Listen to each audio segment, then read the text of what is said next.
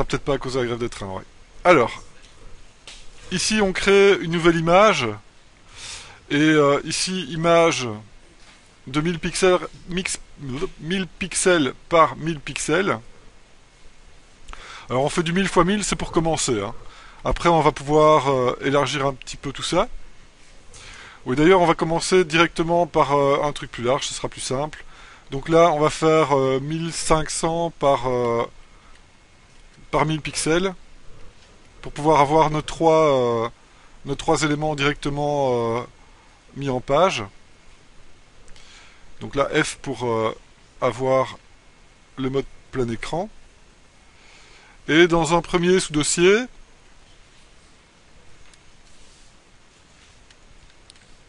que je vais appeler base,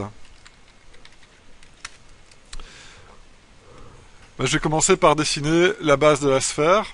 Bon, facile, puisque il suffit de prendre le... Ah oui, avant de faire ça, pardon, je vais me faire ici ma palette. Donc là, je vais sortir un des layers, et je vais faire la palette qu'on utilise pour faire nos shading en teinte de gris.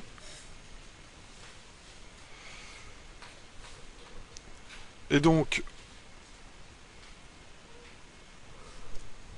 ici on commence avec le 85% qui est la couleur de la spécularité.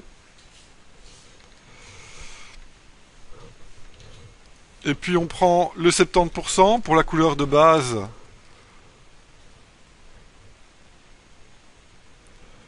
Encore une fois ici le but c'est le résultat, hein. Donc moi aussi je fais ça à ma manière, vous faites ça comme vous voulez.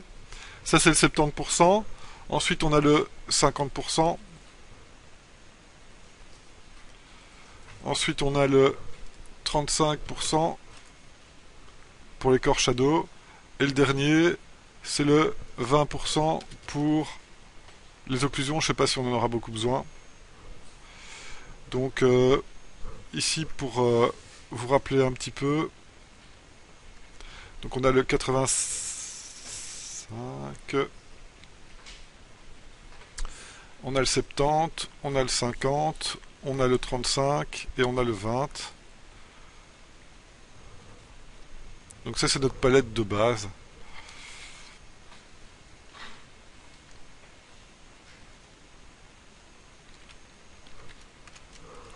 Et donc, comme je le disais, on prend l'ellipse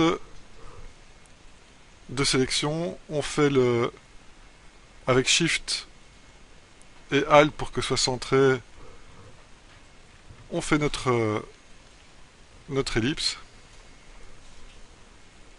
Je ne vais pas la faire trop grande, hein, pour avoir la place pour mettre le cube et le cylindre. Et donc ici, on prend la couleur de gris 70 et on remplit. Bon, pour la sphère, c'est assez facile. D'accord. Ensuite, je vais faire le trait. Le trait en noir. Et je vais prendre l'outil ligne avec 2 pixels. Donc ici, l'outil ligne, par défaut, c'est en mode shape, je crois, ou en mode tracé. Vous mettez en pixels pour pouvoir dessiner directement en pixels et vous pouvez choisir directement la taille du trait. Donc ici, on va même mettre 3 pixels. On va regarder ce que ça donne. Ouais, c'est bon. Et là, on va dessiner le cube.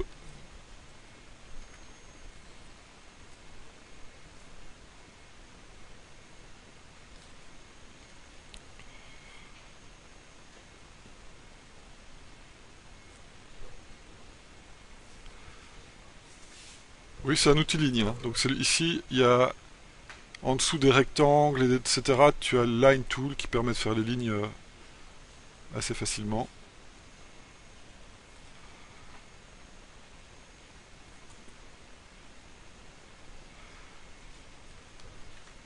Ok, donc ça c'est fait à l'œil. Il y a peut-être un petit problème ici au niveau du coin inférieur, donc je replace.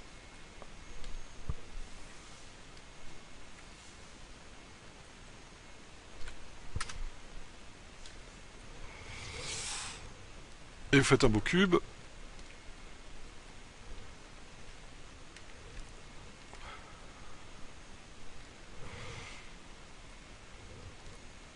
Et là, je vais nettoyer un petit peu ça pour le principe.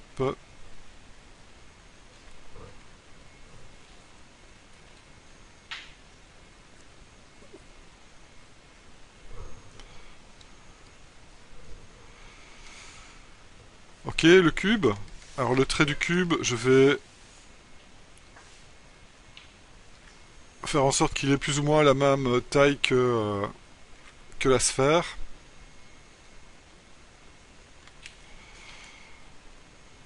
Et je place ça ici à côté.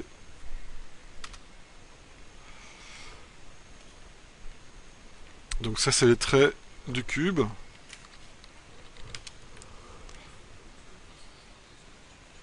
Dans un.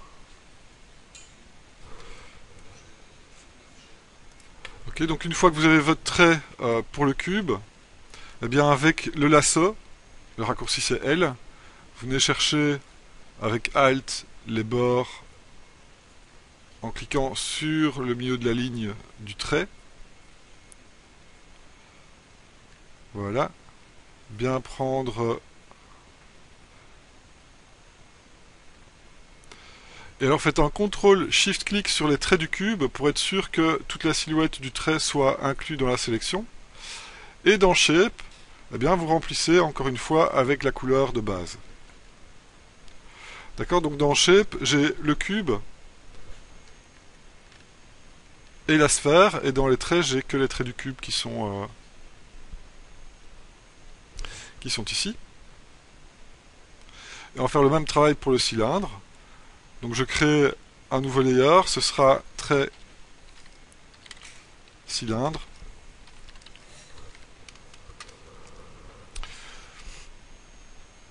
Et là c'est simple, hein, je vais prendre une sélection pour faire la largeur du cylindre. Et là je fais Edit Stroke. Stroke de 3 pixels, je sais que c'est 3 pixels la largeur de mon trait. Avec du noir, centré. Et là je fais les bords du cylindre. Et ici sur un nouveau calque, je vais faire la même chose avec des ellipses. Avec espace, je peux bouger la sélection de mon ellipse. Et là je fais un stroke aussi, Edit Stroke. Et là je vais légèrement transformer la sélection, donc Select, Transform Sélection, je vais légèrement élargir la sélection, la déplacer ici en bas.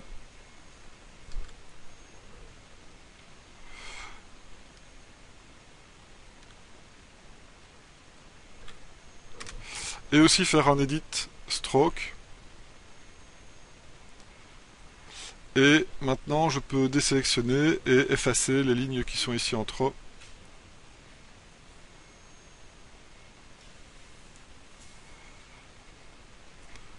Pour avoir le trait du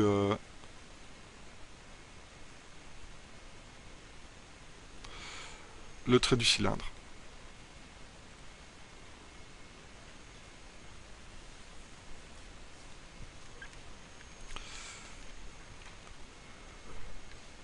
Et ici j'ajuste le cylindre pour être sûr d'avoir quelque chose de propre.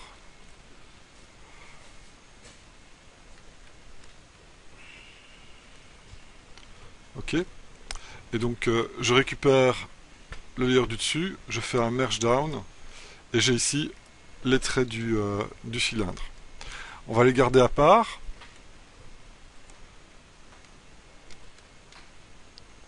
Je vais faire un petit peu plus écrasé, histoire que ce soit plus ou moins la même taille que les deux autres. Et là pareil, je viens chercher avec le lasso la silhouette. Donc avec Alt et le lasso de base, ça me permet de faire une sélection rapide en avançant par petites lignes. CTRL-SHIFT-clic sur les traits du cylindre et avec la couleur de base, dans les shapes de base, je viens faire ma silhouette de cube. Ok. Donc première étape, on a nos trois nos trois formes qui sont dessinées. Ok, donc la suite c'est au-dessus du layer shape de rajouter un layer, avec Alt de le lier en opacité pour que ce soit contraint au niveau des pixels avec le calque qui est en dessous, et là on va faire les ombres. Alors pour les ombres, je vais prendre ma brush, je vais commencer par la sphère, ma brush douce, avec une opacité réduite, et la pression qui utilise l'opacité. Je vais prendre une plus grosse brush, et je vais venir placer avec la couleur d'ombre, donc 50, je viens placer les ombres. Donc on va imaginer que la lampe est à 45 degrés ici au-dessus, légèrement vers moi. Et là je viens placer les ombres.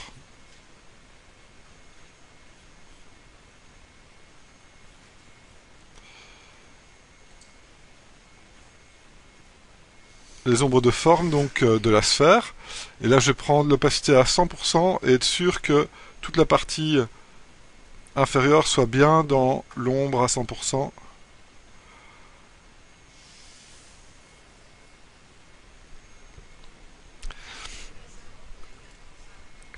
Là je suis à 50. Donc le fond c'est du 70 et les ombres de forme c'est du 50.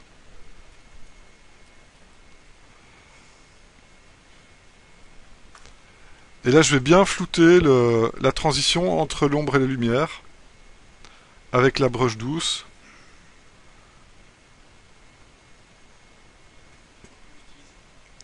Donc c'est une brush tout à fait normale qui est douce, donc c'est-à-dire douce sur la largeur et douce sur la longueur. Douce, ça veut dire soft. Et donc opacité relativement faible et la pression qui module l'opacité. Mais pas la taille.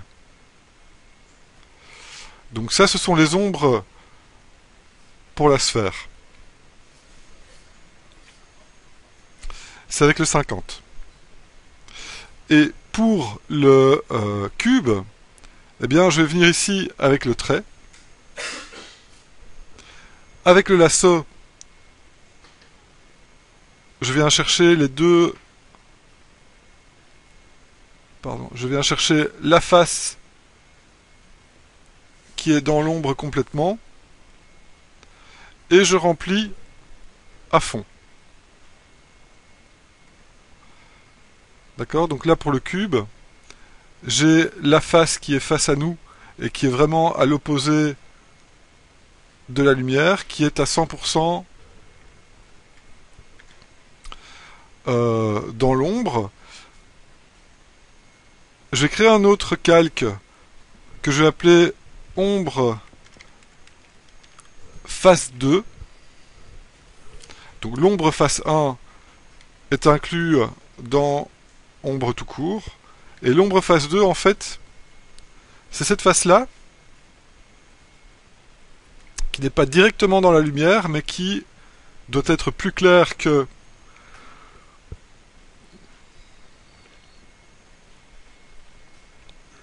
la face qui est cachée. Alors ici, regardez, je vais prendre la sélection de la face, déborder sur la face qui est dans l'ombre, et venir retirer avec CTRL et ALT pour retirer ici la face des ombres, histoire que sous le trait, la jointure se fasse bien. Et là, dans ombre face 2, je remplis aussi avec la couleur d'ombre 50%, et avec CTRL U, je viens légèrement éclaircir cette face-là. D'accord? Donc là, on a une teinte qui est légèrement plus claire pour la face qui n'est pas directement dans la lumière, mais qui n'est pas directement dans l'ombre non plus. Et c'est comme ça qu'on va voir ici le volume du cube qui apparaît.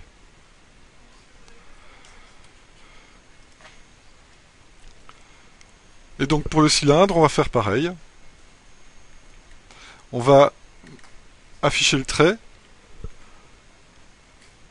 On va sélectionner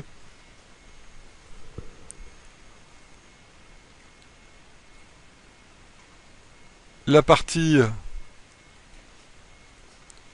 du corps du cylindre.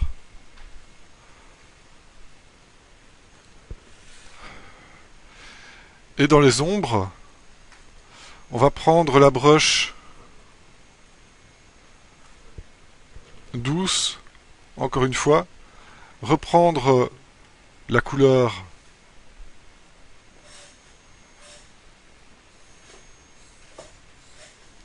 « 50 degrés » et venir rajouter l'ombre ici en étant sûr que on est bien 100%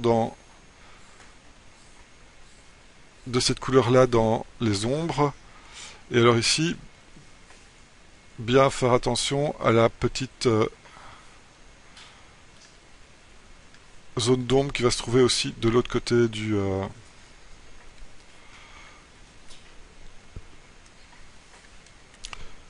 cylindre. Je vois aussi qu'il manque un morceau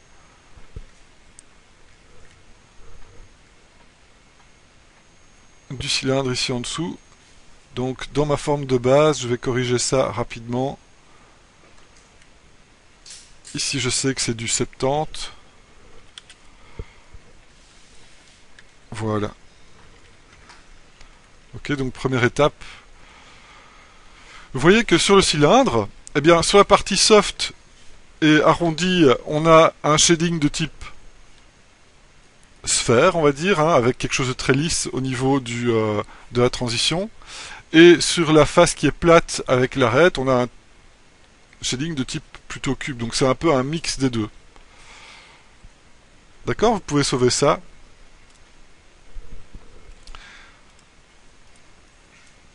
Donc ça c'est l'étape 2 où on fait l'ombrage de base. Maintenant, avant de... ouais. Donc vous voyez ici, j'avais la sélection de la face du dessus. J'ai pas envie de refaire chaque fois cette sélection-là. Donc tant que quand j'ai cette sélection-là, en fait, tant que je l'ai, pardon, je vais la conserver.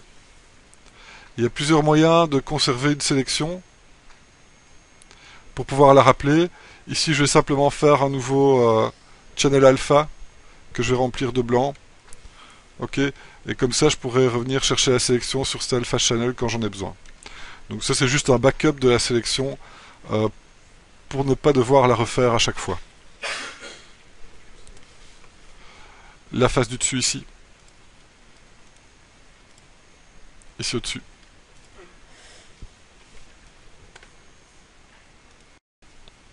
La suite, donc par-dessus, on va placer les core shadows. On prend donc le pinceau doux. Dans le cadre de pour la sphère, on prend le gris 35 et on vient placer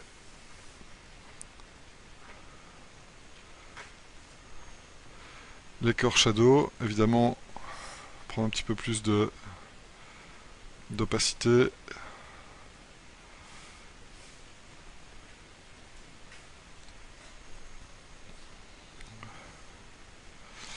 Et là, quand vous placez les core shadows, peut-être que vous allez vous rendre compte qu'il faudrait que la zone d'ombre de base soit légèrement plus épaisse. Donc vous pouvez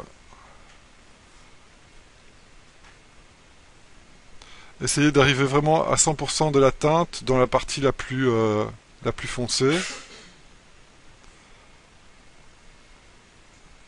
Donc si vous vous rendez compte que votre zone d'ombre de base a besoin d'un petit peu plus d'espace une fois que vous placez votre core shadow, eh bien vous venez rajouter ce qu'il faut.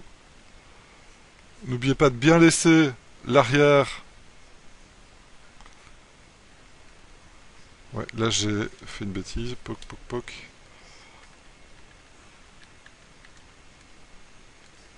Voilà, donc ombre de base, reprendre la couleur 50 évidemment. Et alors, hop. On vient étendre la couleur de base.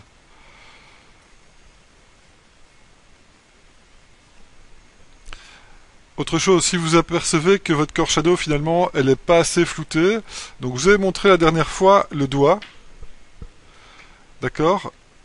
Et là je vais faire une petite parenthèse.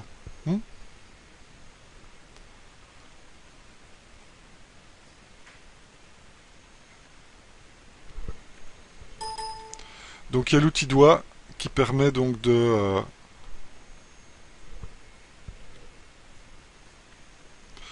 donc c'est une petite parenthèse, hein, c'est pour juste vous montrer quelque chose ici.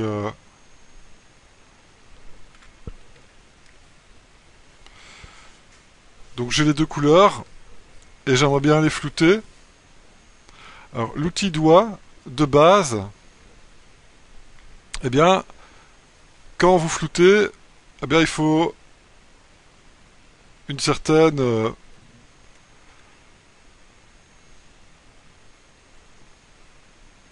habitude pour pouvoir faire des transitions assez smooth. D'ailleurs, si vous n'avez pas l'habitude, ce qui peut arriver, c'est que ben, votre transition elle soit un petit peu chaotique comme ceci. Si vous activez dans les options ici de smudge, si vous activez le shape dynamique et que vous mettez le size jitter très bas, 5% par exemple, et dans toujours les mêmes options, mais le scattering, si vous ajoutez le scattering et aussi vous le mettez très bas à 10, eh bien quand vous passez sur la jointure, vous voyez que ça se fait automatiquement de manière assez clean. Plus vous augmentez les tirettes ici de size jitter et de scattering, plus vous allez faire des floutages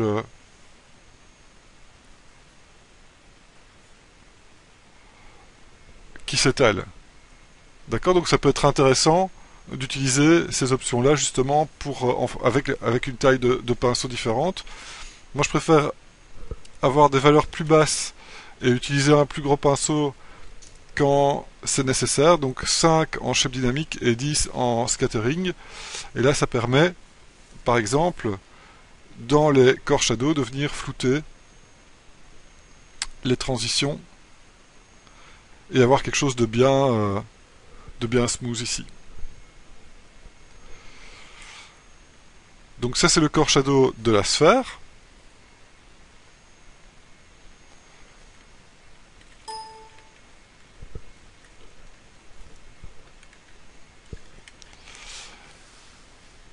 D'accord. Et pour le Core Shadow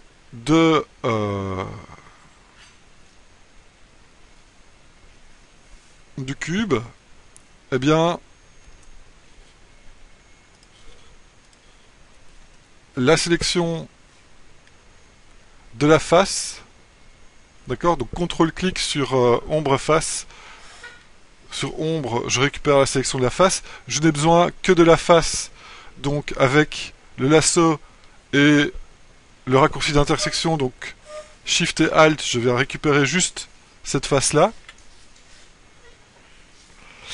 Et sur le Core Shadow, je vais faire un dégradé radial avec la couleur de Core Shadow.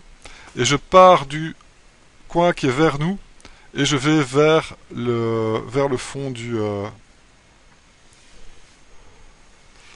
vers l'extérieur pour laisser un peu de backlight ici. Pareil au niveau de la phase 2. Mais cette fois-ci, pour la phase 2, j'aimerais bien que l'ombre soit un petit peu moins marquée. Donc le centre de mon dégradé radial, je vais le faire partir légèrement ici à l'extérieur de la sélection. C'est l'outil dégradé avec l'option dégradé radial. Donc c'est ici.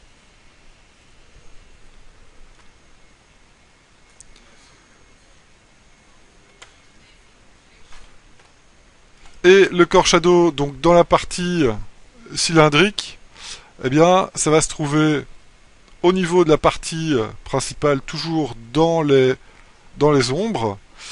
Pour ça, je vais récupérer la petite sélection de la face du dessus.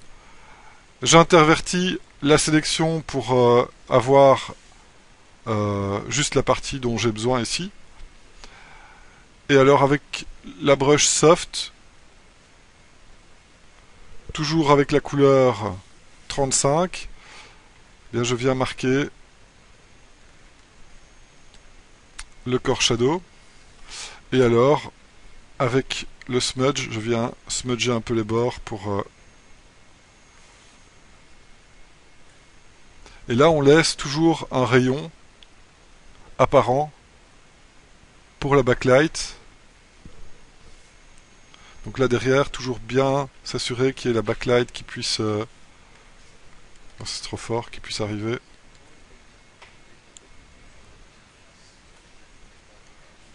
C'est là. Dernière étape, la spécularité.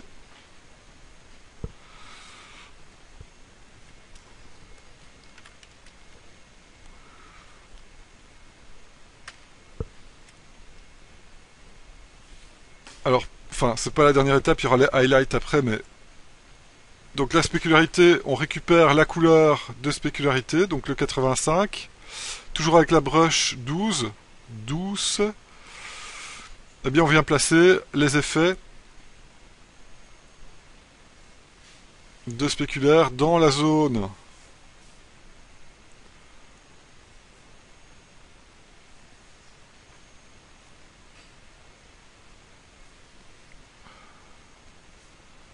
de lumière, légèrement décalée par rapport à l'endroit d'où vient la lumière.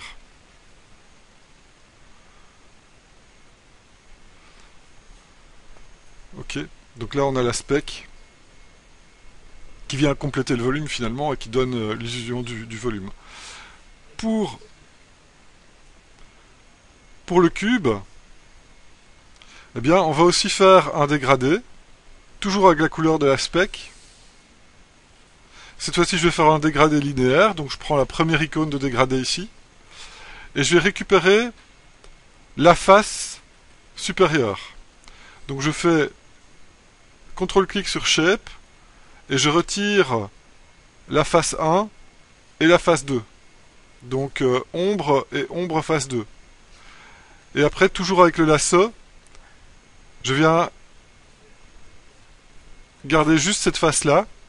Et là, c'est avec... Je vais faire l'intersection. Et là, je garde juste la face sélectionnée. Et dans la spec, eh bien, je prends l'outil dégradé et je pars de l'edge qui est du côté de la lumière et je vais faire un dégradé vers le côté qui n'est pas dans la lumière.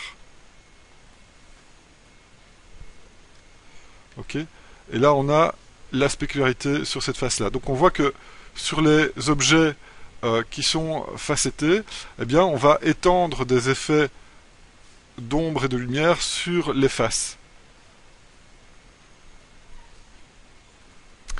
Ça veut dire que pour la partie du dessus du bonjour, du cylindre, eh bien, on aura le même effet. C'est-à-dire que je vais aller rechercher la sélection et faire, à partir de l'edge qui est face à la lumière, un dégradé vers l'edge qui est au côté du cylindre qui est à l'opposé de la lumière. Donc ça c'est avec du...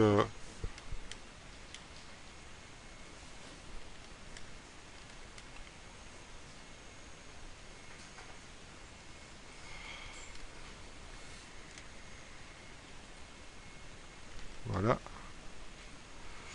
Et là je peux intervertir la sélection et maintenant faire la partie spéculaire sur le corps du cylindre. Et là je reprends la brush à 100%.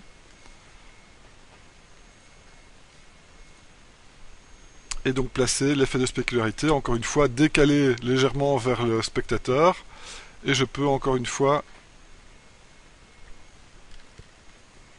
smudger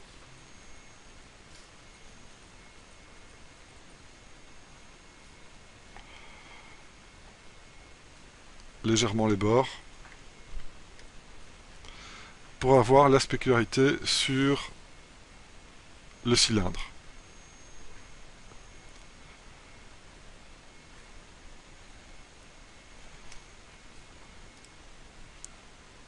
dernière étape,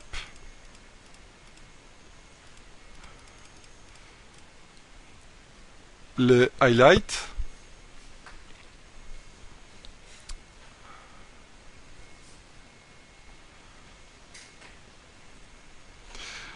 Avant de faire le highlight, au niveau de la spécularité, on va aussi, pardon, faire la spec dans la lumière indirecte.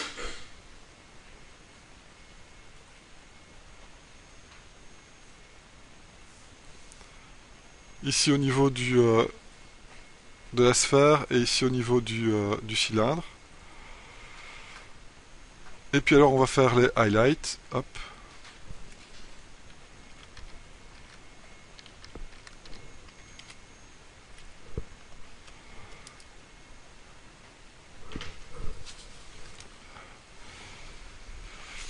Et les highlights, eh bien on va prendre la brosse blanche.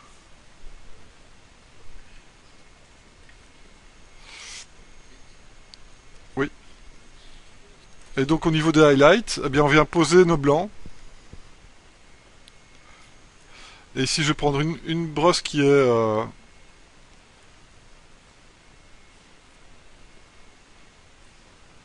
ouais, qui est quand même un peu douce parce que sinon ça va vite faire mouiller. On gardera l'aspect mouillé pour le chrome. Donc on va prendre quelque chose d'assez réfléchissant. Dans les highlights. Pareil au niveau du backlight, mais là je vais faire un effet beaucoup plus léger.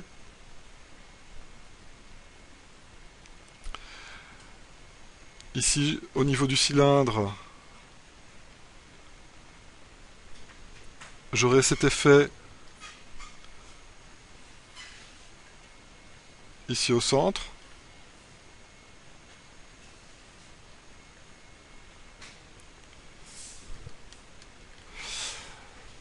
Et alors pour le cube et les edges du cylindre, c'est ce dont je vous parlais tout à l'heure. On va récupérer la sélection du trait. D'accord, donc là j'ai la sélection du trait. Je fais un CTRL H pour cacher la sélection, bien qu'elle soit toujours active. Et avec mon pinceau, je viens remplir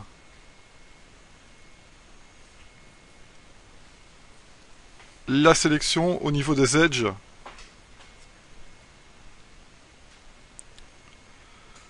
Pour faire ressortir les edges. Et puis je vais désélectionner, CTRL D, et venir légèrement bleurer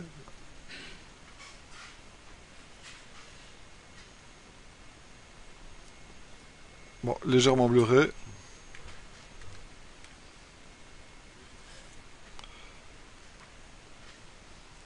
les bords ici. Et là je vais répéter l'opération encore une fois.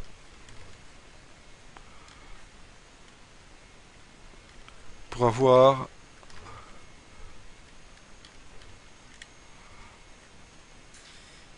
le blanc qui est bien présent ici au niveau des edges.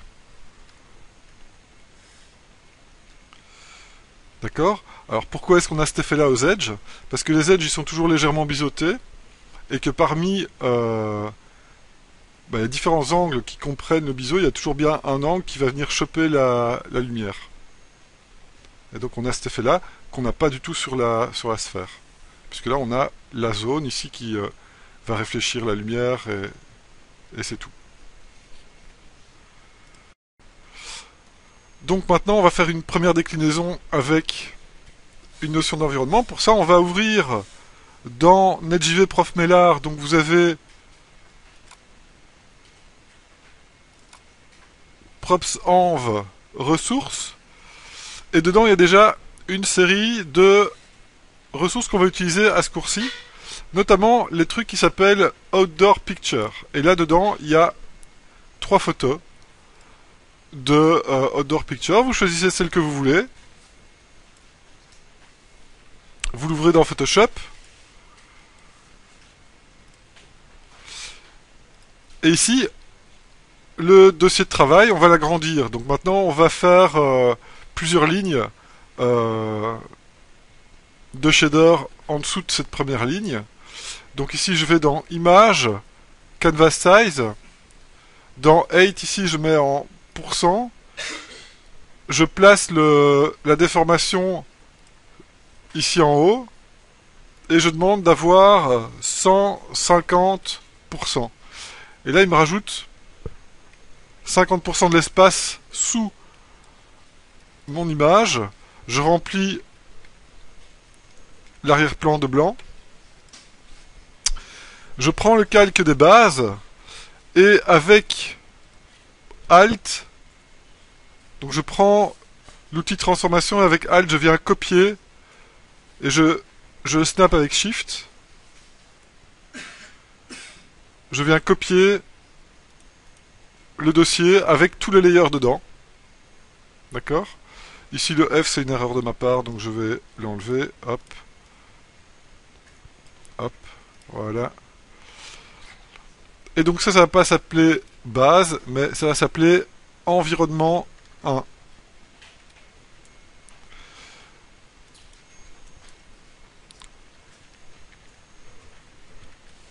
Env 1. D'accord. Alors j'ai besoin d'un petit peu d'espace encore une fois ici à gauche. Donc je vais encore faire un canvas size. Cette fois-ci je vais aller vers la gauche. Donc ce sera en pourcent. Et là j'ai besoin de 110%. Donc image canvas size. En largeur cette fois-ci.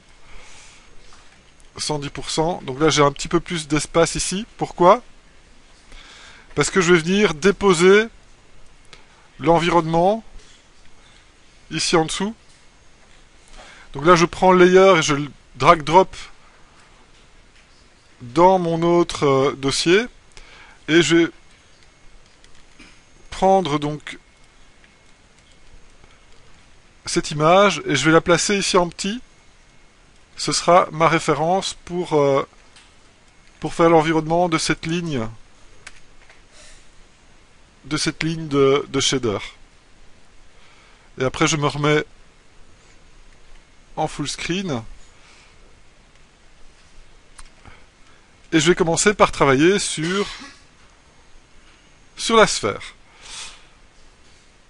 Alors première étape, on place un layer par-dessus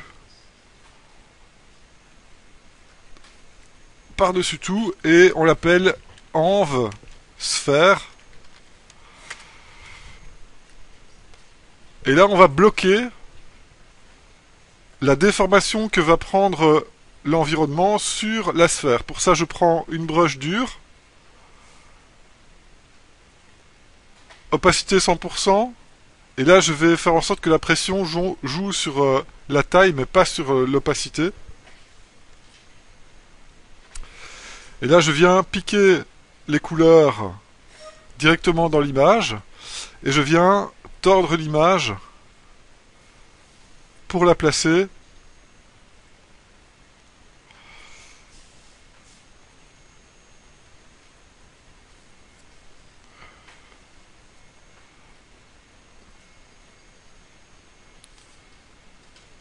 ici sur la sphère.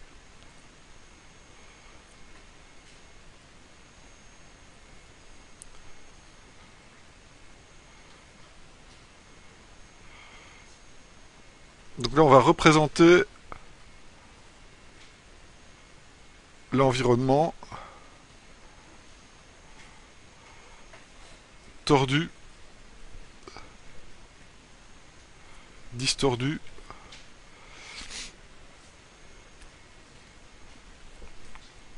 Et on va piquer les couleurs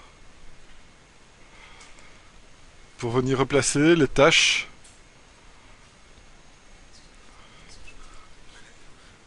Je t'en prie. Ouais. Et...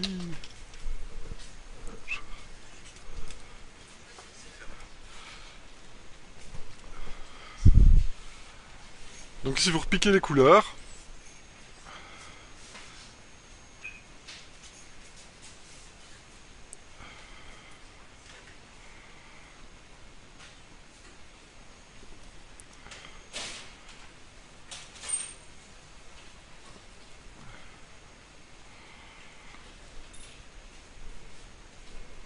Alors pas besoin de faire pas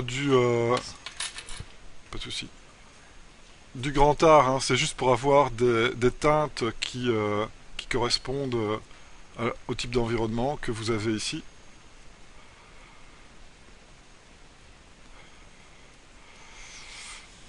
Alors vous pouvez utiliser encore une fois la brush smooth pour venir smoother un petit peu de smudge, pardon, pour venir smudger un peu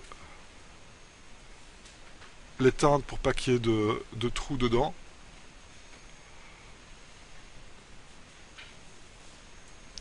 Donc ça c'est vraiment le blocking des teintes d'environnement.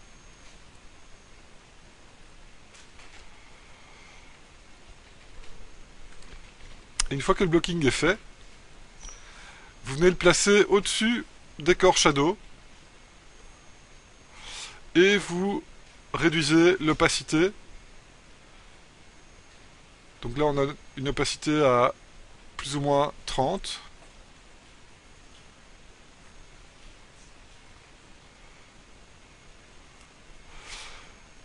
Et là on a le reflet de l'environnement dans la sphère, qui est influencé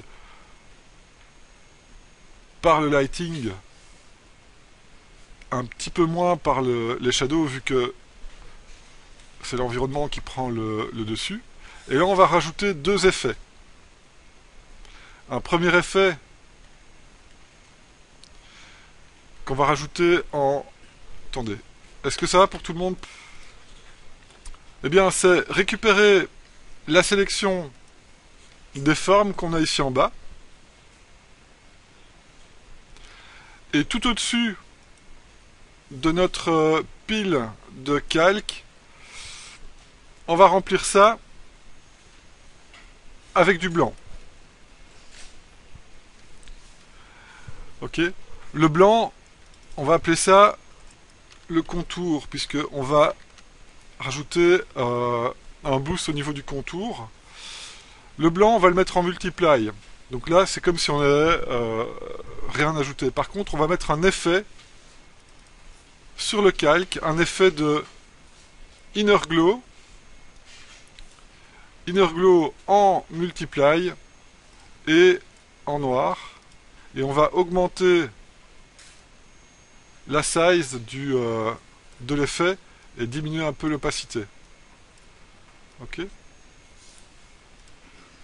Et donc là, on vient souligner le contour des objets.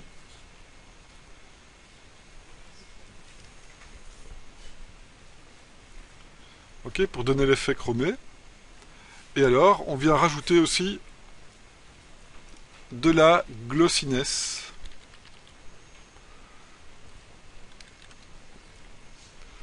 À la fois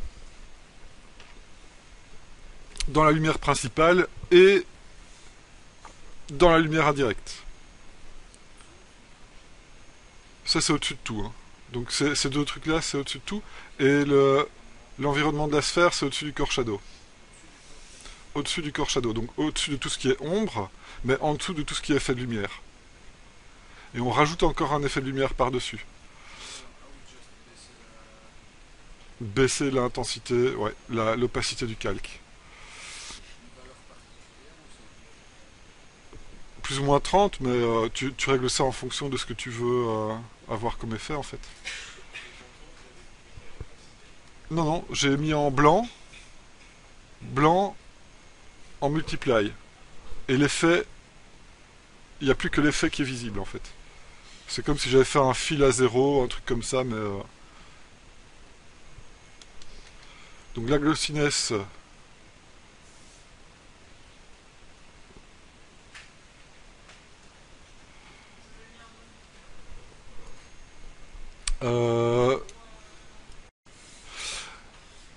Donc pareil pour le cube, on va faire le blocking de l'environnement dans un nouveau layer qui sera environnement cube.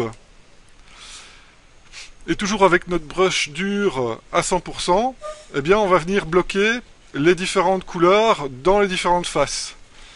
Et là je vais récupérer mes sélections de face que j'ai ici en dessous. Et je vais commencer par la face du dessus. Donc pour la face du dessus, je prends la shape de base du cube, moins la face 1 et la face 2. D'accord? Et là, avec le L, je fais l'intersection pour récupérer la face du dessus. Vous voyez que les opérations de sélection, c'est super important dans Photoshop. Je vous en ai déjà parlé au premier cours. Pouvoir faire des unions, des intersections facilement, que ce soit avec des contrôles-clics avec raccourcis ou des lassos avec des raccourcis, ça devient crucial. Donc là, je prends contrôle-clic, la sélection des shapes de base. Avec CTRL-ALT-clic, je retire la face 1 qui se trouve dans Ombre, la face 2 qui se trouve dans Ombre face 2. Et là, je me retrouve avec une sélection de la face du dessus et aussi des éléments dont je n'ai pas besoin ici à gauche et à droite. Donc je vais prendre le lasso, utiliser les outils... Pardon, purée, ça promet en vidéo. Utiliser les outils d'intersection et avec CTRL... Non, avec Shift et Alt, je fais l'intersection entre la sélection que je fais et la sélection qui existe. Et donc je n'ai plus que la face du dessus. Ça va? C'est des maths en fait. Et donc, je peux peindre... Alors qu'est-ce que, avec mon pinceau, que va réfléchir la face du dessus? Le ciel, très bien. Hop. Le ciel.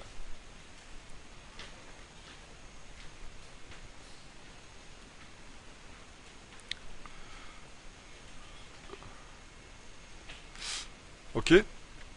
Alors, je reprends la face 1. Avec le lasso, je fais l'intersection pour récupérer ceci. Donc là, j'ai le ciel. Qu'est-ce que je vais avoir ici? Ben, je vais avoir en miroir ce qui se passe de ce côté-ci. Donc là, je vais faire la ligne d'horizon.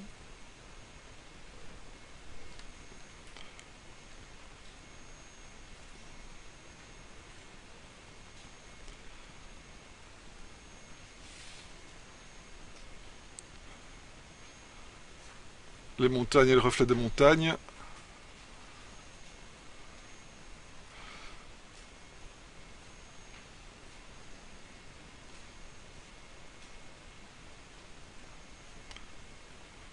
Et le ciel.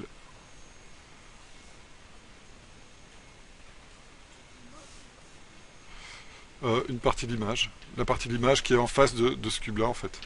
Plus ou moins la moitié, ouais.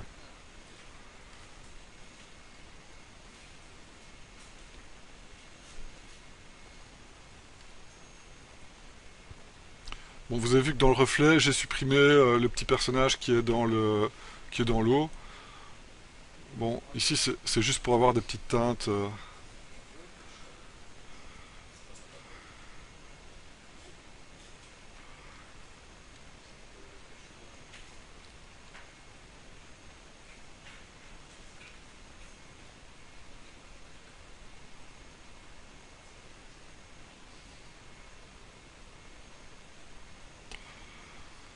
Ok. Et sur l'autre face, pareil.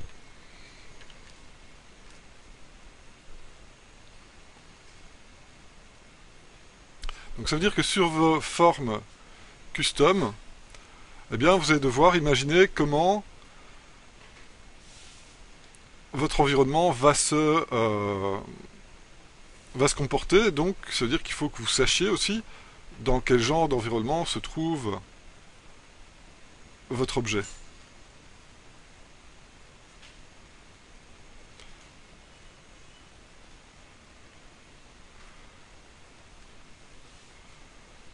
Donc là on voit un environnement extérieur, après on verra un environnement intérieur, et quel genre d'effet ben, on peut avoir plutôt à l'intérieur. Maintenant à vous si vous voulez continuer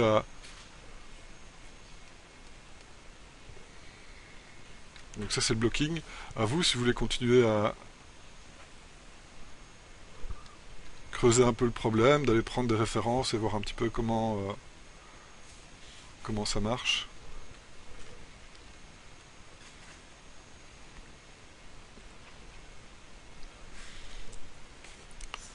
L'environnement, on le place aussi au même endroit que l'autre. Et on vient baisser aussi l'opacité. S'il te plaît?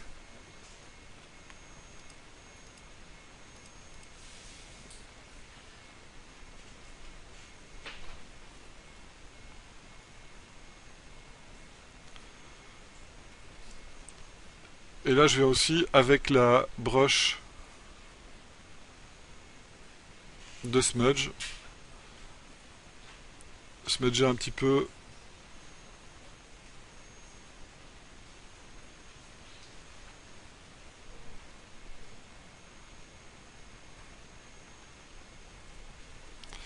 Et on a aussi donc l'effet de contour qui vient agir à cet endroit-ci.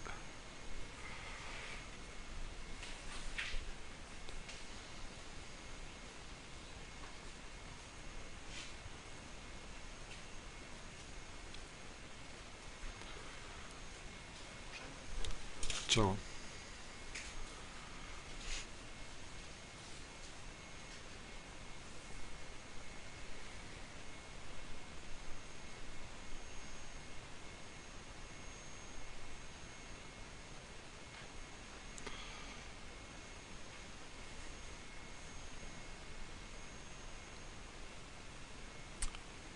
Et là, je vois que en retirant l'ombre de la face 2, on a un meilleur résultat. Comme ça, on a toujours... Parce que quand je garde l'ombre de la face 2, eh bien, on a l'impression que les deux faces qui ne sont pas dans la lumière ont la même intensité lumineuse maintenant que j'ai rajouté l'environnement.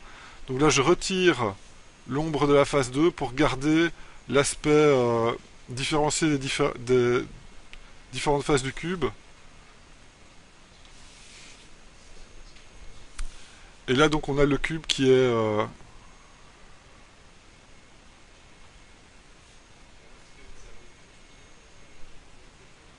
Comment est-ce que j'ai?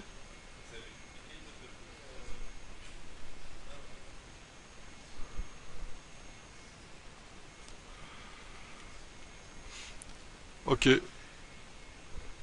Pour le cylindre, je vais laisser...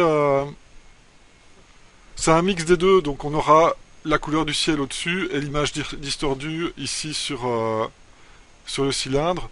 Je vais pas aller jusque là puisque bon, on a déjà fait le travail sur les deux types de surfaces, une surface plutôt courbée et une surface plutôt plate. Donc je vais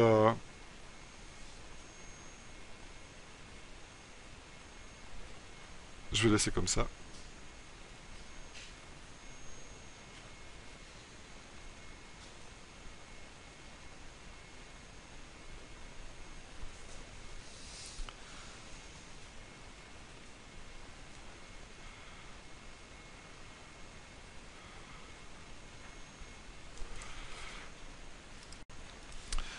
Ici, lorsque j'ai fait l'environnement du cube, j'ai fait comme si toute l'image était dépliée sur le cube. Évidemment, comme on n'a pas ce qui se passe pile poil en face de l'arête ici, eh bien normalement l'image n'est pas complète. Donc on pourrait se dire que finalement dans le cube ne va se refléter. Donc là je reprends ici le cube. Ne va se refléter que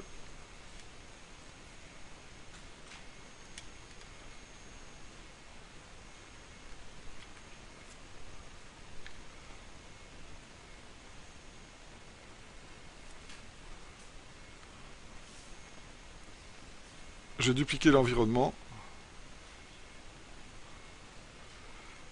Donc je vais étirer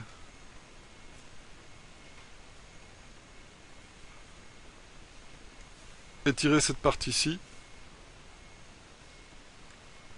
Et peut-être juste en smoothant, ouais, je peux juste smudger cette partie-là.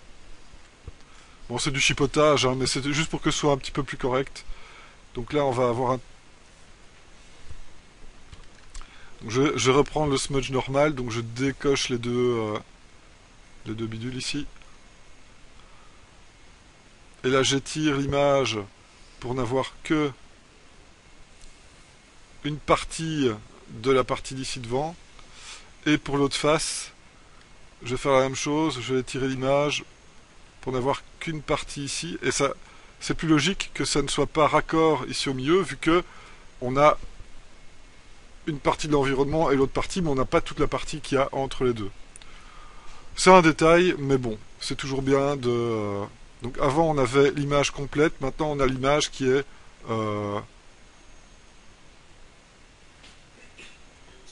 coupée au milieu, merci. Ok, et sur le dossier environnement, finalement, on ne va garder que la sphère et le cube, puisqu'on ne va pas faire le test sur la suite, puisque c'est déjà des choses qu'on peut... Je vais sauver ça sur le réseau, pour ceux qui veulent repartir de là. Image canvas size, l'anchor point au-dessus ici de la déformation. En hauteur, on va rajouter 50%, donc 150% hauteur. Et là, on rajoute de la place au background. Et on va copier cette fois-ci, avec Alt toujours, l'environnement 1. Et on vient le placer ici en dessous. Et on va faire l'environnement 2.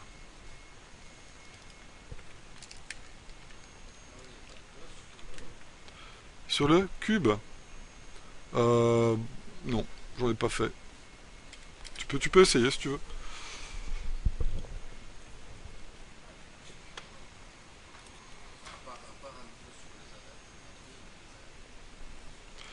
Oui, c'est ça, il faudrait faire de l'extra gloss sur les arêtes par exemple.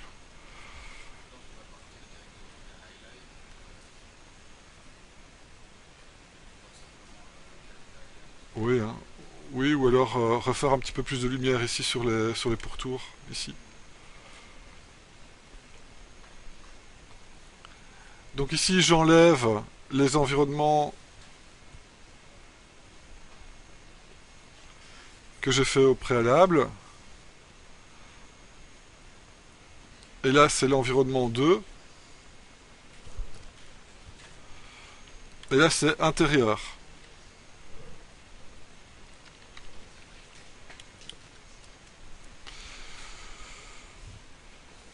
Je supprime la petite gommette ici. Et là, on va imaginer une table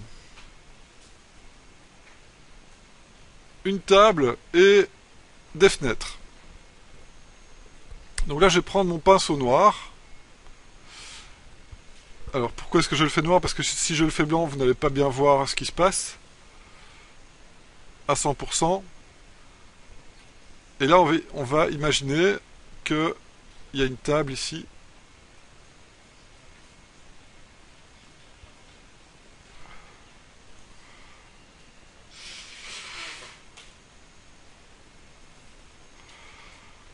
Ok, donc ça c'est le reflet de la table.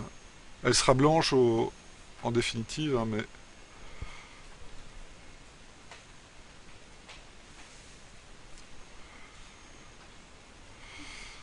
D'accord, donc ça c'est la table.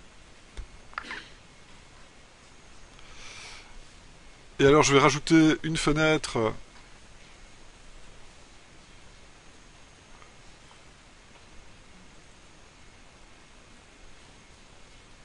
ici.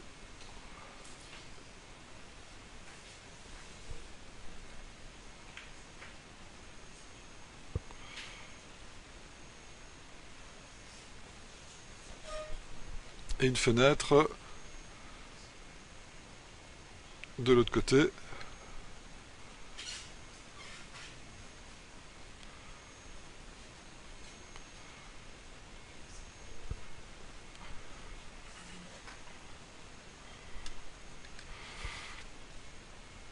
D'accord. Ça je vais peindre en blanc, donc c'est noir, donc je fais un CTRL-I pour faire l'inverse. Et je vais placer ça au-dessus des Core Shadow. et je baisse l'intensité.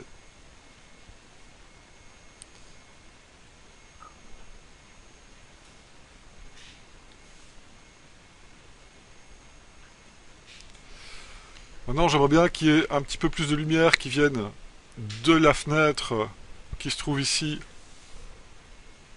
à gauche. Donc je vais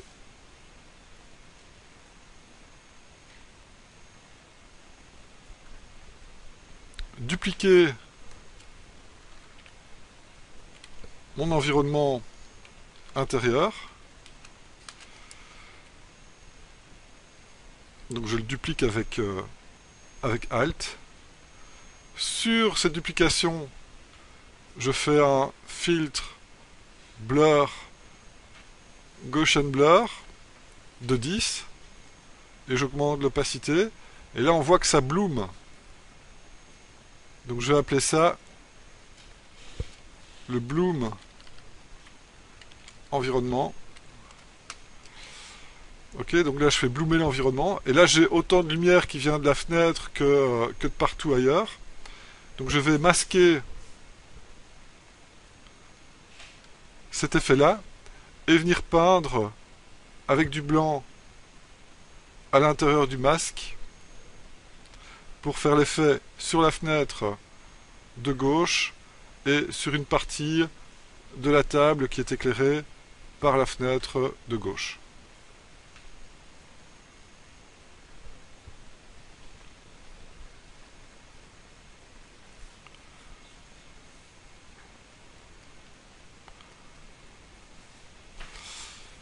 Ok, et là on a le bloom de la lumière intérieure.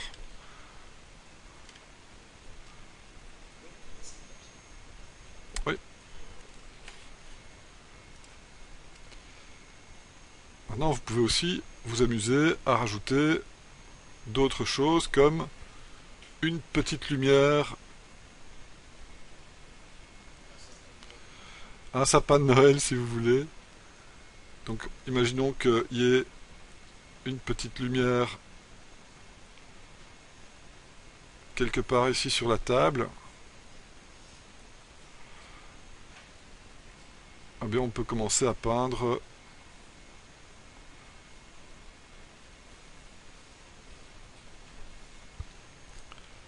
une série d'effets.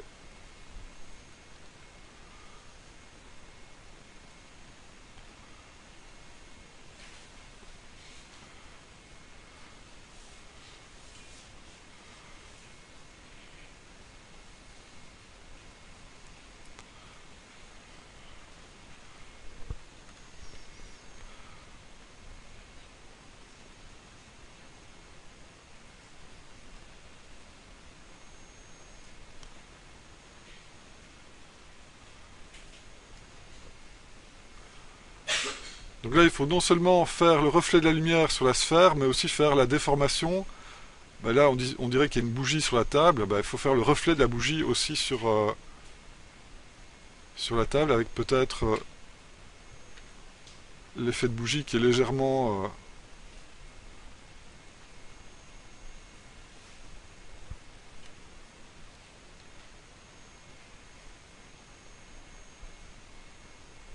plus, plus ou moins fort en fait.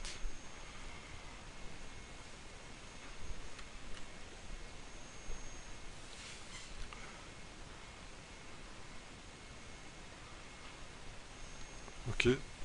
Bon, c'est des heures d'amusement. On peut rester simple aussi, hein. Pour le cube, ce sera le même type de travail. Donc là, on va bloquer en noir les différents jours. On va bloquer en noir les différents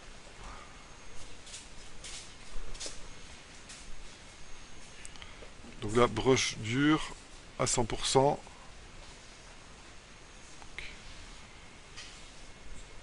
Donc là, on a le reflet de la table en miroir. Donc qui respecte la perspective du cube. On va dire que le cube est aligné à la table. Et on va avoir la fenêtre qui est plus large ici. Bien rester parallèle au bord de la table pour le bas de la fenêtre. Et la fenêtre qui est plus fine, on va la mettre ici.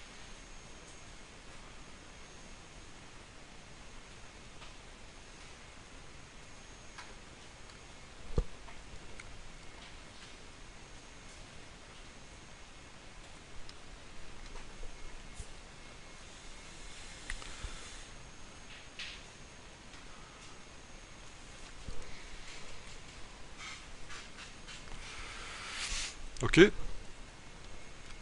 j'intervertis. Ça c'est l'env int cube.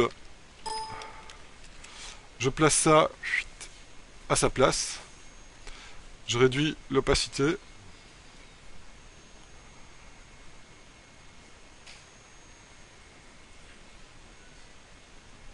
Et là pareil, je duplique. Je fais un filtre blur Gaussian blur. J'augmente l'opacité. Et je viens masquer pour n'afficher finalement que la partie qui m'intéresse, qui est ici au-dessus.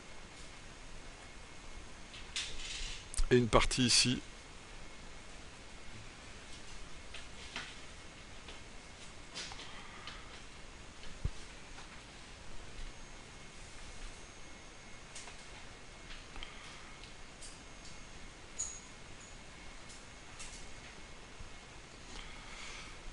Et ceci, je vais le placer au-dessus de ma spec et de mes highlights pour que ça se voit sur la partie supérieure.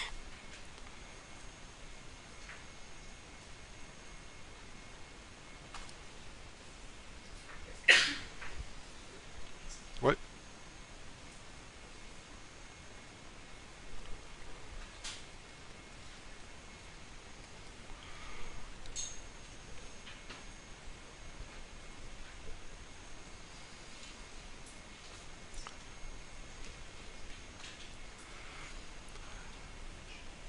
Alors, autre petit effet, on pourrait imaginer que le fond de la pièce est plus sombre et que de ce fait-là, on ait le reste ici.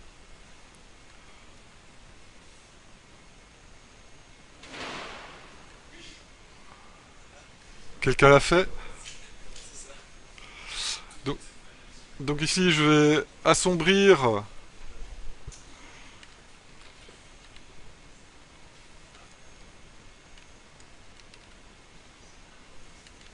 ombre de la scène intérieure. Donc là, je me mets en produit. Et avec une brosse douce et une couleur foncée, mais pas trop, là, je peux rajouter un peu d'ombre ici pour qu'on ait l'impression que le fond de la pièce soit plus sombre que le devant de la pièce.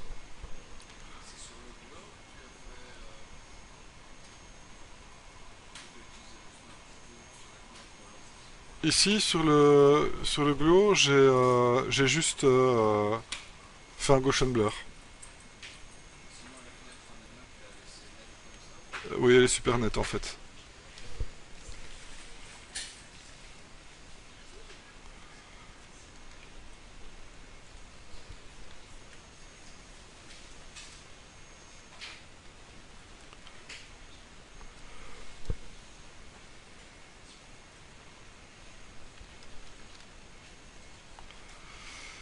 Dites, encore une fois, on pourrait avoir un décalage puisque il manque encore un.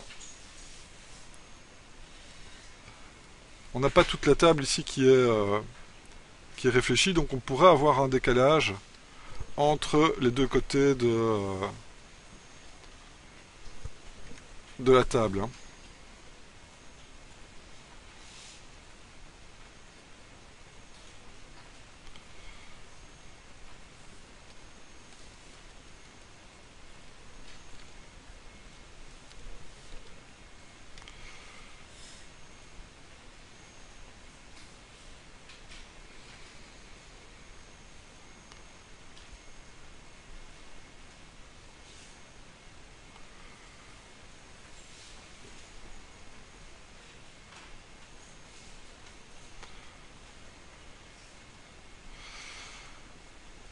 Ok.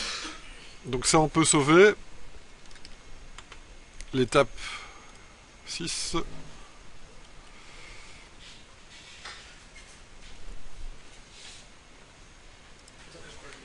Donc ici, dernière ligne droite, on va faire la taille de l'image, encore une fois, un petit peu plus grande. Donc canvas size, pardon, hop. L'anchor point au-dessus. Et là, on va rajouter 130%.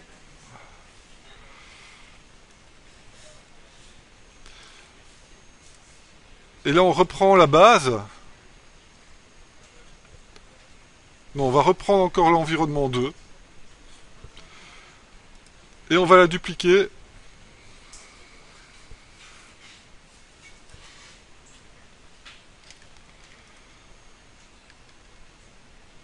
Là, je vais essayer d'aller jusqu'au cylindre pour celui-là. Je vais supprimer les environnements.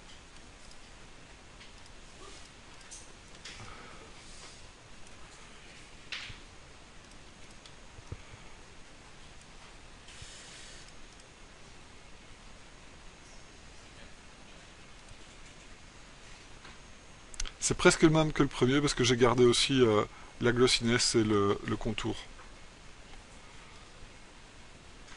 Ok, donc on repart de la base, mais on garde ici la glossiness et le contour, surtout le contour en fait. Et donc là maintenant c'est le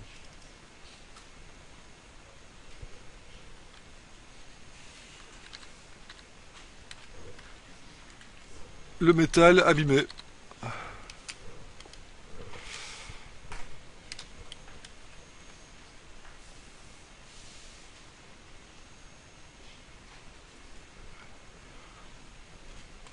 Alors pour le métal abîmé, on va utiliser encore une fois une texture qu'on va aller chercher sur le réseau.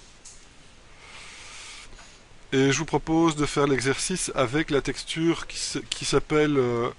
donc dans ressources, vous avez Outdoor Picture, on a vu ce que c'était. Vous avez Scratch Metal, Metal et Grunge. Et dans Grunge, vous avez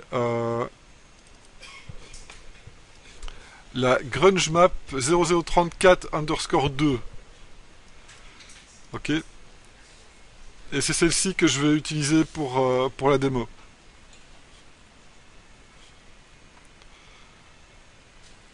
Donc je vais la copier une fois dans mon dossier et je vais la mettre en petit pour montrer que c'est cette map là qui va être utilisée ici.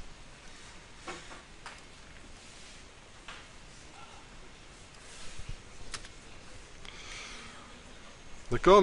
Donc on voit que c'est une map de Scratch Metal qui va être utilisée. Alors vous allez voir que finalement c'est assez simple, hein.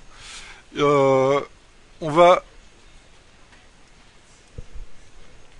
premièrement l'utiliser sur la sphère. Alors pour l'utiliser sur la sphère, je pars de ma map de base. Écoutez bien, hein.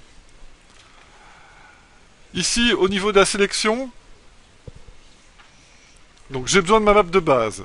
La map de base, je ne veux pas qu'elle soit altérée. Donc je vais faire un clic droit, duplicate. Et là, je duplique ma map de base et j'ai aussi donc une version de la map de base ici. Je vais double-cliquer, non pas du tout. Je vais cliquer ici sur l'outil sélection rectangulaire et dans les styles, je mets fixed ratio et je laisse comme ratio 1 et 1. Ça veut dire que maintenant je ne peux faire que des sélections carrées. Je vais faire une sélection de carré d'une partie de la map qui m'intéresse pour faire la sphère, c'est-à-dire la partie où il y a beaucoup de noise. D'accord? Moins les parties où il y a des grosses taches. D'accord? Donc je sélectionne cette partie-ci et je fais image crop. Donc là j'ai une portion carrée grâce à la sélection en ratio fixe, j'ai une partie carrée de mon image avec ce qui m'intéresse au niveau de la distorsion. Et sur ceci, je fais un filtre Distort Spherize.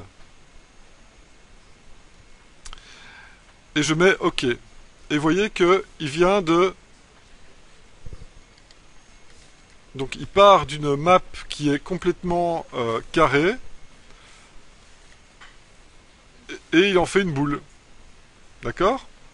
Eh bien, c'est ceci que je vais utiliser sur ma sphère. Donc je vais replacer ça sur ma sphère. Dans Filtre Distort.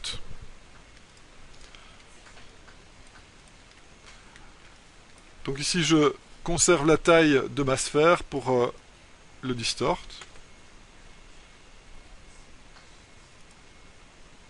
J'ai plus besoin de ceci, donc je peux le supprimer. Bon, j'ai oublié d'appliquer la transformation, donc je recommence. POC.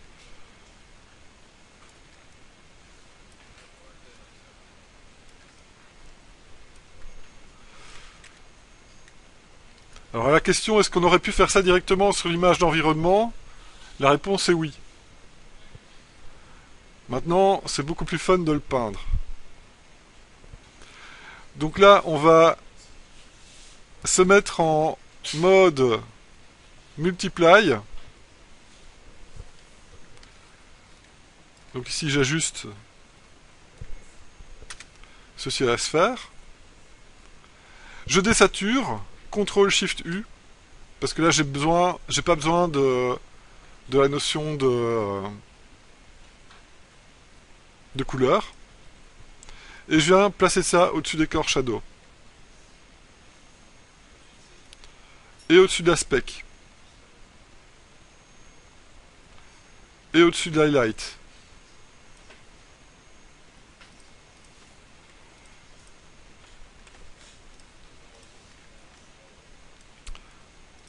Ok. Et là, vous pouvez jouer sur l'opacité du layer avec les trucs qui sont abîmés. Maintenant, s'il vous plaît. Ici, j'ai baissé l'opacité. J'ai désaturé, CTRL SHIFT U. Et j'ai mis en multiply.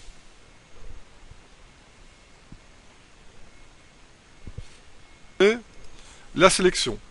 Eh bien, pour récupérer la sélection des scratchs, vous dupliquez votre layer, vous le remettez au-dessus de tout. Vous le remettez en normal à 100%. D'accord? Donc là, vous avez une version en normal du calque des scratchs.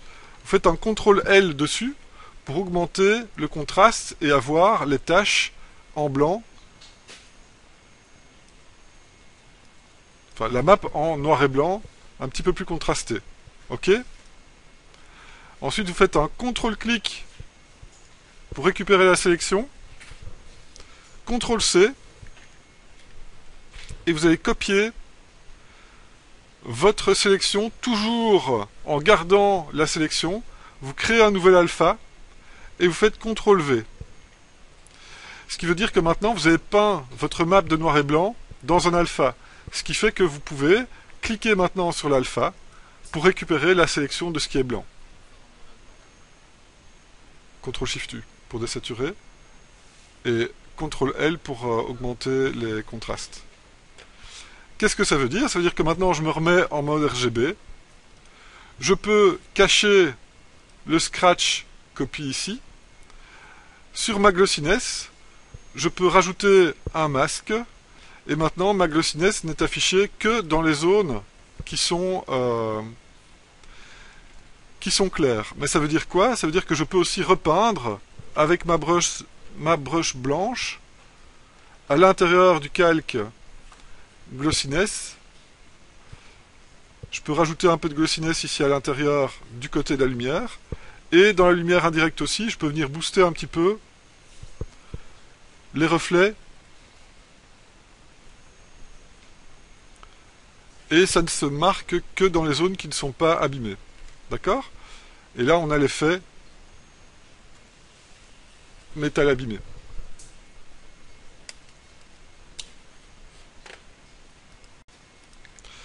Donc ici on récupère la map encore une fois dans notre dossier de travail pour faire le cube. Alors je vais dupliquer la map.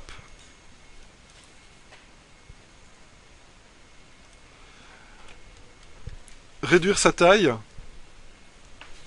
pour arriver à un noise qui est de la taille de ce que je veux utiliser pour le cube. Et alors je vais récupérer ici une sélection de la taille plus ou moins d'une face.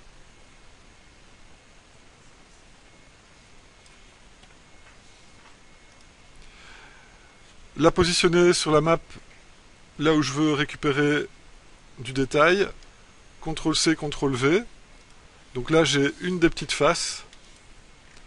Et je viens avec CTRL ici, appliquer ça à une des faces. Ensuite, je prends une autre partie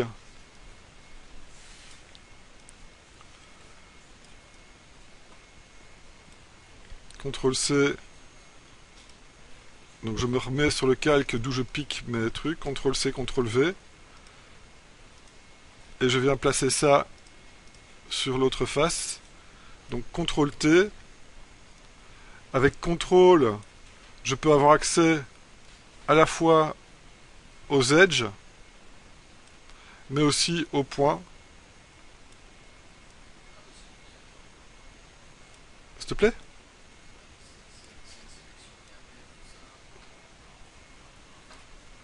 Oui, c'est ça. Que je viens réappliquer sur chaque face. Et sur la face du dessus, là je vais prendre une sélection mais un peu plus petite parce que ça va être très distordu. CTRL-C, CTRL-V. Et je viens placer ça avec CTRL-T. Toujours avec CTRL. Donc là il y a un petit peu plus de distorsion, donc il faut faire attention à la zone qu'on prend, il ne faut pas qu'elle soit trop grande, sinon vous allez avoir un noise qui ne fonctionne pas bien. Ok, donc voilà la face du dessus. Et là c'est le même travail, donc on va merger les trois layers en un seul. Donc je sélectionne les trois layers et je fais un merge layer. CTRL SHIFT U pour désaturer. Je place ça au-dessus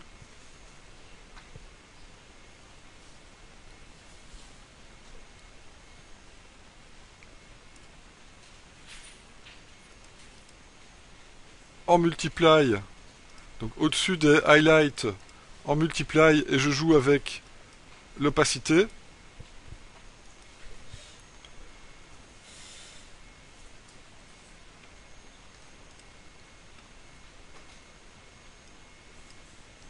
Alors pour le cube, je vais placer ça en dessous des highlights. Comme ça, j'ai encore les coins qui viennent se montrer par-dessus. Et donc ça, c'est les scratch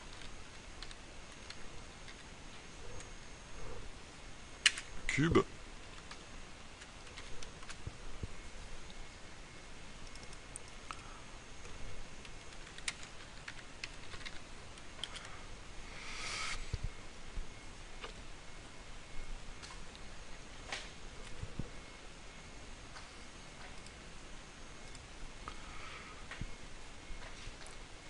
Et donc là, pareillement, je le duplique.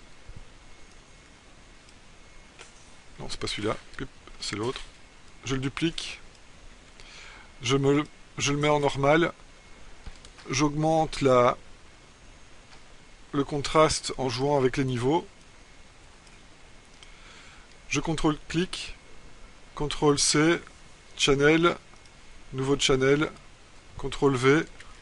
Je CTRL-clique, je récupère les données. Je me remets en mode RGB. je cache le calque. Et là, je vais faire un nouveau calque ici qui va s'appeler Gloss Cube. Et à l'intérieur, je peux venir peindre avec ma brush et venir faire ressortir un petit peu la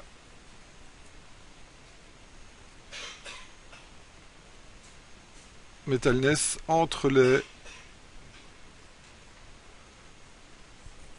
scratchs.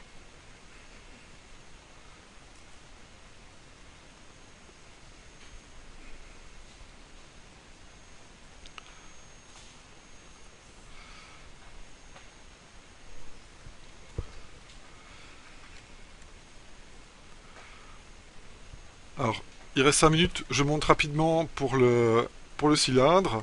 Eh bien, au lieu de prendre l'outil transformation tout simplement, eh bien ici on va prendre une portion, donc j'enlève Fish Ratio, on prend une portion ici une portion de la map, et pour la placer on fait un CTRL T et on fait un clic droit, Wrap, et là on vient placer la portion cylindrique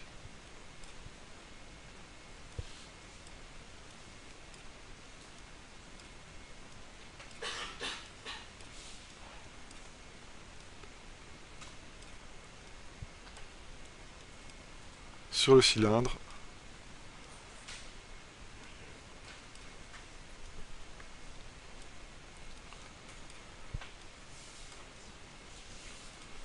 Donc là je fais Enter pour valider, et puis CTRL T et je place ça ici au-dessus pour la partie cylindrique ici.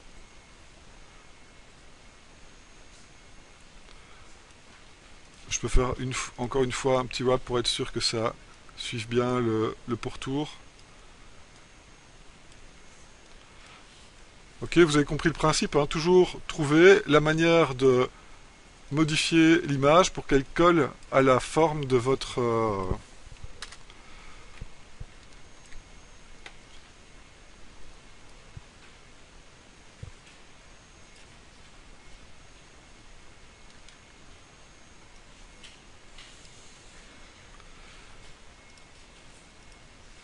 pour qu'elle colle à la forme de votre forme.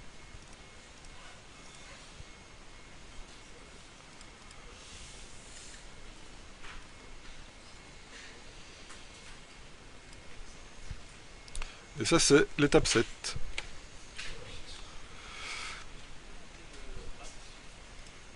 Donc le wrap, le principe, c'est que tu as une image, tu la sélectionnes, tu copies, colles une portion, et donc là tu fais CTRL-T, comme pour transformer, mais au lieu d'utiliser les points de contrôle, tu fais un clic droit, et tu as accès à... C'est Warp en fait. Ok, qui te donne... C'est un clic droit qui te donne accès à ça.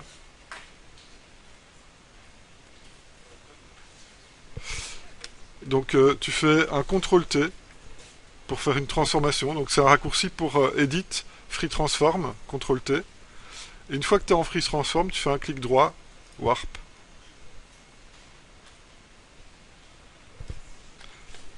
Attends, je